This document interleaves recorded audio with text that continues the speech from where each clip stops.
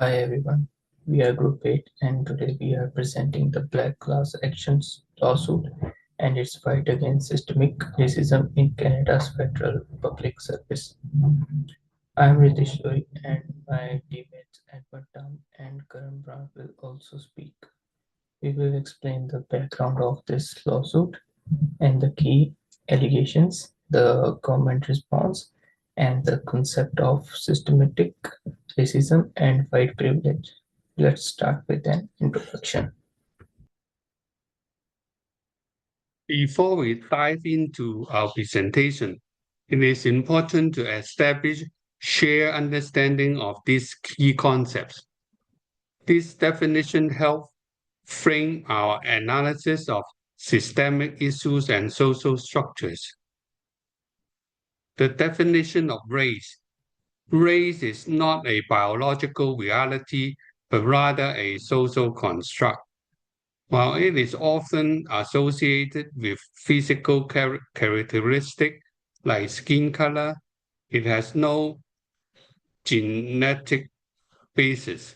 Despite this, society assigns meaning to race, influencing individuals' opportunities, treatment, and life experiences.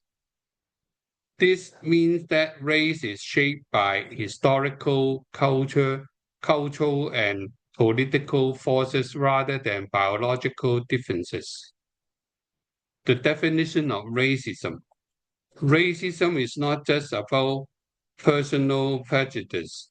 It is a system of power that advantages some racial group over others. In the North American context, white people hold systemic privilege, while people of color face structural disadvantages. Racism extends beyond individual bias. It is embedded in institutions, policies, and cultural norms, shaping access to opportunities and resources. Understanding this definition is crucial because they highlight how race and racism operate within society. As we move forward, we will analyze how these concepts apply to systemic discrimination, particularly within the federal public service. Now we will begin our group presentation. Thank you.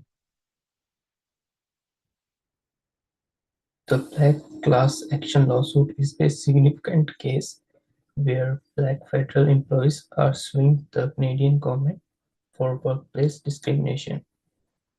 This law was built to expose unfair hiring and promotion practices that have affected black public servants since 1970. The case is led by the Black Class Action Secretariat, a group fight for justice. On October 28, 2024, the federal court began a hearing to decide whether this lawsuit can officially represent a large group of employees. By November 21st, 2024, the Public Servant Alliance of Canada, a major union, publicly supported the lawsuit. This case has sparked national conversations about racism in government workplace, showing why change is needed. Now we move to the next slide, which is historical background. So, to understand the lawsuit, we have to look at history. For decades, the Black Canadians have been excluded for leadership positions in the federal public service. Even after policies like the Employment Equality Act in 1986 were introduced, black workers still faced promotion values.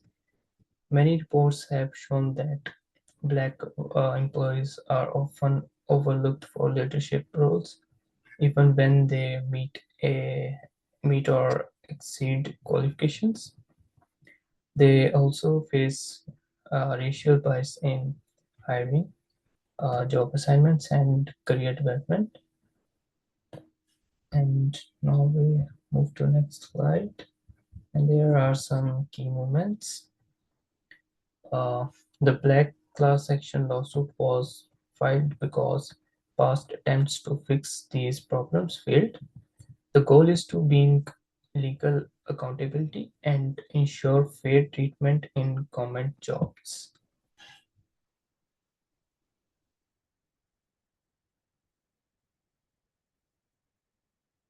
Key allegations. Now let's look at the key allegations in the lawsuit. Black employees have reported being passed over for promotions. Less experienced, often white employees get promotion instead. Hostile work environment. Some black workers faced microaggression, unfair discipline, or workplace bullying. Lack of mentorship. Many black employees lack guidance or career support, making advancing harder. Need for systemic reform. They ask for diversity program and fundamental policy changes that prevent discrimination. For many years, these issues have been ignored, which is why legal action was necessary. We'll move to next slide. To show the problem, let's look at the numbers. A 2021 study found that black employees comprise about 3.2% of federal workforce. However, that number drops to less than 1% in senior leadership role. Why is that happen? Uh, because black employees faced hidden barriers in promotions. They often don't get the same mentorship, training, or network opportunities as their white colleagues. The lack of black leadership in government reinforces workplace inequality. Without representation, it's harder to push for fair hiring and promotion policies. Now I will pass it over to Edmund to discuss how the government has response. Thank you. Hello, I'm Edmund. I'm going to continue the second part of our presentation. Government response. The Canadian government has responded in several ways. They have introduced bias training for hiring manager, diversity hiring target to increase representation, mentorship program to support Black employees. But these responses don't fully address the root problem. Training and hiring targets are good, but they don't change the deeply embedded biases in workplace culture. Black employees are still facing discrimination daily. This is why the lawsuit argues that we need stronger legal protections and policies to ensure fairness in hiring and promotions. You can see the summary of the government responses in this screen. Let's move on to the next screen. Government response versus lawsuit demands. There are four different categories here. Let's compare what the government is doing versus what lawsuit demands. The government focuses on training and diversity policies. The lawsuit wants legally enforced anti-racism policies and an independent oversight body. For example, instead of just saying we will promote more diversity, the lawsuit demands clear promotion criteria so Black employees are judged fairly. This is a fight for real policy changes, not just promises.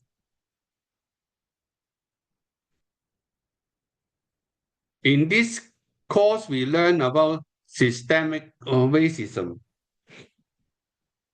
This law should highlight the concept of systemic racism.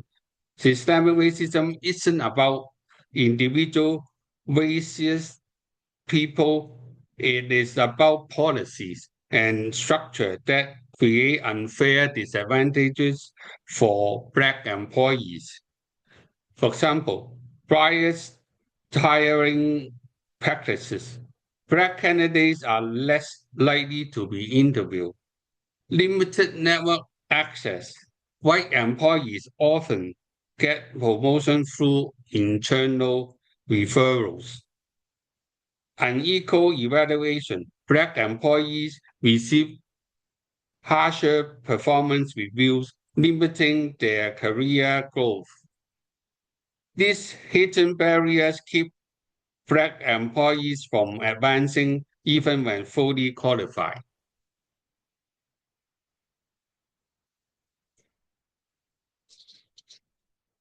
And in this screen, you can see the racial disparities in hiring federal public service.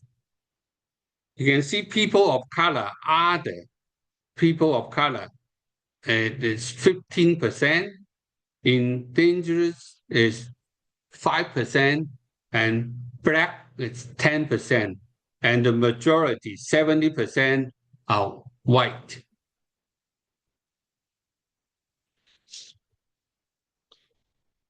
In this course, we learn about white supremacy and privilege. White supremacy isn't just about hate groups. It is a system where white employees get unearned advantages. For example, white privilege can mean easier access to mentorship and leadership roles, more trust from supervisors leading to better evaluations, being seen as a good fit in the workplace culture. The lawsuit challenges these advantages and argues that promotion should be based on merit, not racial bias. And in this slide, in the remark, you can see in 2021, studies show that job applicants with names that sound African were 40% less likely to receive callbacks, even with identical qualification. Intersectionality. Black women in public services. Black women face double discrimination, both racial gender bias. They are even less likely than Black men to get leadership positions. They also experience more workplace microaggressions, like being ignored in meetings or judged more harshly for mistakes.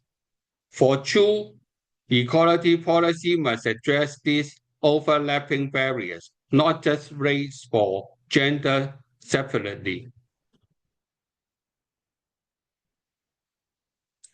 In this slide, you can see the intersectionality, the Black women in public service, and the concept of intersectionality coined by Kimberly examines how overlapping identities such as race and gender create unique experiences of discrimination. In the context of Black women in Canada, public service, this means they face challenges distinct from those encountered by Black men or white women. Now I pass it over to Karen to discuss the lawsuit current status and our final thought. Thank you.